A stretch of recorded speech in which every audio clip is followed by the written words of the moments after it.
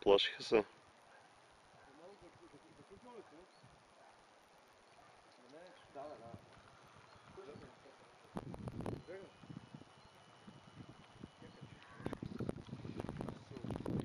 Ти като хукна и тя се изплаши.